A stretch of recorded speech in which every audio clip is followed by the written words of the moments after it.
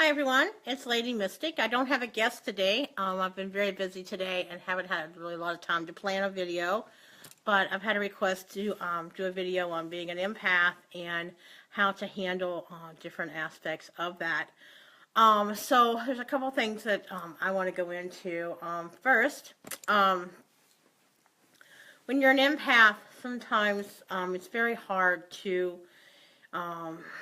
rest. It's very hard to shut off the voices and I'm sorry, my nose keeps itching, but anyway, there's a lot of different things about being an empath that sometimes makes life a little difficult. I'll go over a few things that I actually found online, and then I'll tell you a few things about myself. Hopefully that will help as well.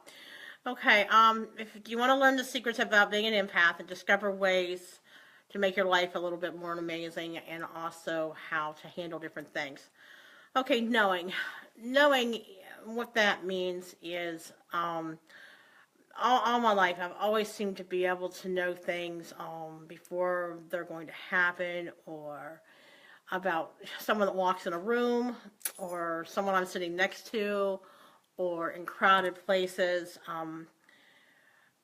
For a long time I didn't understand why I felt different things than what other people felt, or why I could understand what 4 blocks down someone was talking about, or 3 or 4 cars in the back were talking about. And sometimes it gets very what's the word, loud, I guess, because it's just like you hear just chatter all day long. Being in public places can be overwhelming. Extremely. Like, I avoid hospitals, I avoid the mall, I avoid concerts, I avoid any kind of crowded places. The worst place for me, and I know it probably sounds kind of weird, but was New Jersey traffic. Oh my goodness. It was like just being in a crowded concert or a shopping mall. The chatter just did not stop. I could hear people's conversations down the block, behind me in traffic, on the side of me in traffic, and there's a lot of lanes here, people coming and going a lot. You can sit at stoplights and stop signs, and, you've got, it just was so loud. I had to really work hard and learn how to control that so it didn't bother me as much. Another way is feeling emotions and taking them on your own. And what that means is if you meet someone and they've had a bad day, or they've got something emotional going on in their life, or they're just an emotional person, that can be very overwhelming for an empath. It can be very hard to take all that on. It wears you out, it exhausts you, it makes you very tired. So that's something else that you will, learn to kind of block out, which I will talk about that when we get toward, after I answer some of the more of these ways. Anyway, and 4 is watching violence, cruelty, tragedy on TV is unbearable. I have to avoid it, like The Walking Dead. When I was young, I loved Stephen King movies. I love scary movies. I love anything that had to do with disasters and medical shows and that kind of stuff. Well, as I got older and my empath abilities grew, that kind of stuff was very painful and very sad and very, upsetting. There's some things I really cannot watch. I can't watch cruelty to anything on TV. I can't watch, even though it's just make-believe and it's a movie. I still cannot watch it. It still really physically and emotionally upsets me. I try very hard to not watch the news. As you can hear, my TV is not on. When Bear is not here, I rarely have the TV on, because hearing the depression and the negativity and the stress and the hatred and the anger from all the people in the world really takes a lot. And, I have to block all that out. So it takes a lot for me to block it out. So I tend to, I don't want to say avoid, but I tend to just not deal with it, which I was probably avoiding. But, I've learned a lot of techniques that help me block things out, and it really helps a lot, which I will go into that in a little while. All right, number 5. When you know someone is not being honest, this is a good one. Um, Lying to me is very difficult, and it's I don't know how to explain it into words, but it's like you get a different kind of an energy pulse about you when you're trying to make up a story about this or make up a story about that. Or if I've asked you if you've accomplished something, I can always it's very hard to get things past me, and which is good and bad, I guess. Especially if you're one of my children, they just avoid instead of look me in the face, try to lie to me. The next step would be picking up physical symptoms of another, which that means for me, if someone's ill or not doing so well, normally on about an 80% ratio, I can normally pinpoint where in the body it is and what the problem is. Um, I used to freak out my friends when I was going through school because I could, feel, if they were pregnant. And, back in the day, just giving away my age, that was not like it is now. People hid that a lot and didn't come out in the open, and that was something I was very good at telling. Um, Also, pain. I feel that sometimes very strongly, and that's something else I've had to learn to kind of block out so it doesn't affect me as much, because it takes a lot out of you and it makes you very tired. And I'm sure, being an empath, you understand that, especially if you're new and you're not, seasoned, I guess you want to call it, as much as, some of us are. And it's okay. You're not alone. And if you have questions or feel like you need, assistance, there's many sites on, Facebook and on my web pages and my sister's web pages. If you need some talk to someone, all you have to do is message us, and we will try to help you as much as we can. Okay, let's see. The next one is going to be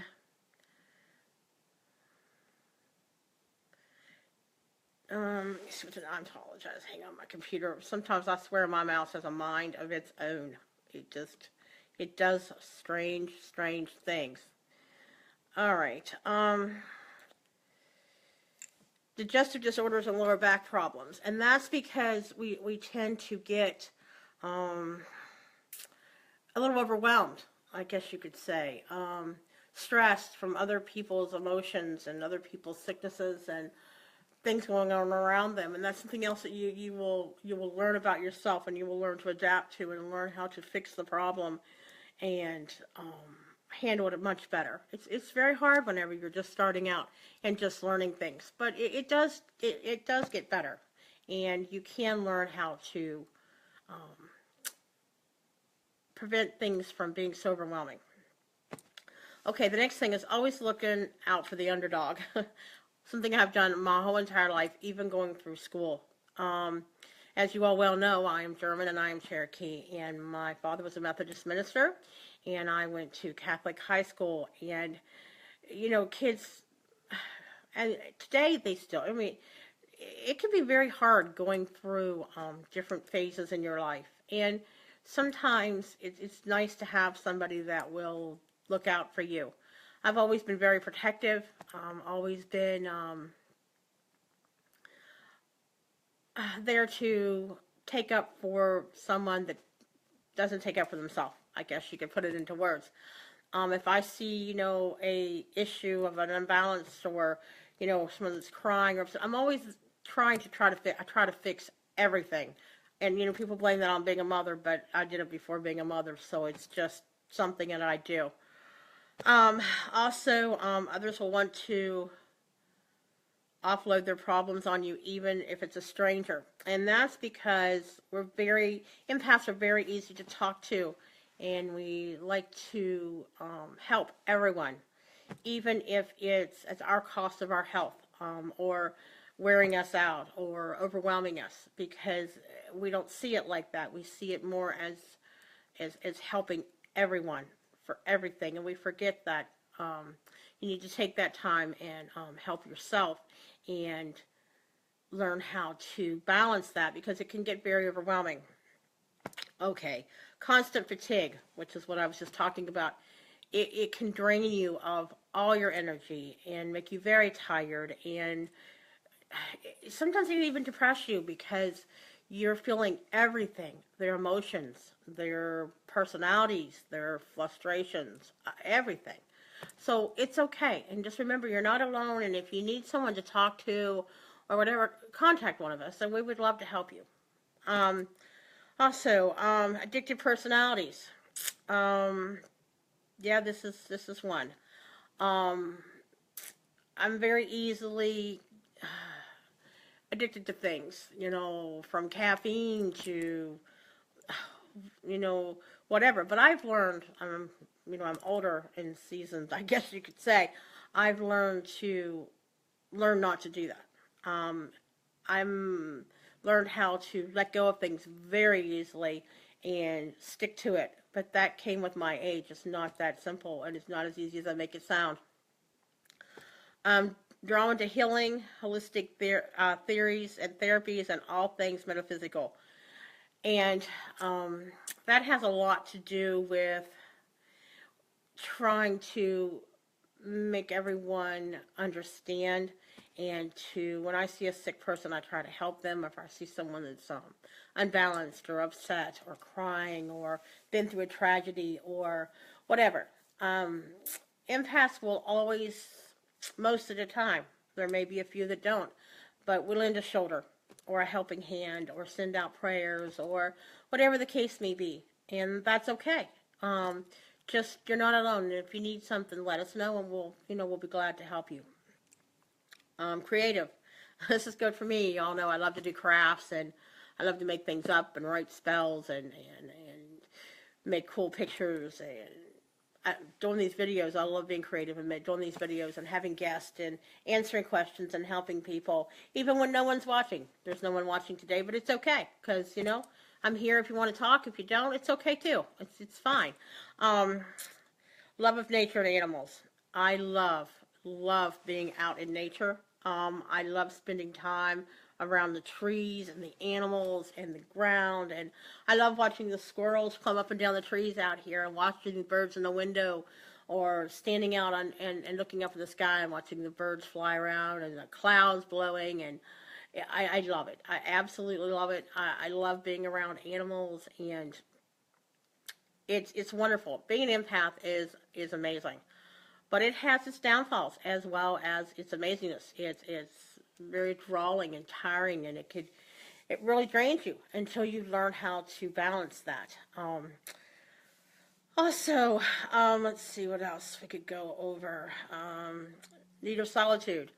I have a need to have meditation time and time to myself, even though I enjoy being around others and having time with my sisters and my brothers and my friends and my family and my kids and my grandkids. I love all that, but I need my solitude. I need to be able to meditate and to take all of this in and, meditate and relax and let it all go. And for me, that's my solitude time. And I have to have it every day, or I'm just unbalanced. And it's okay. That's part of being an empath, and you'll learn that as you go along.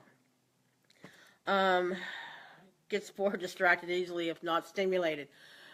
This one's kind of funny. Bear says, never let Mystic get bored because she gets into trouble. Her mind wanders, and she can't process, and she can't think clearly because, if I get bored and I have time to sit and think, I get overwhelmed. I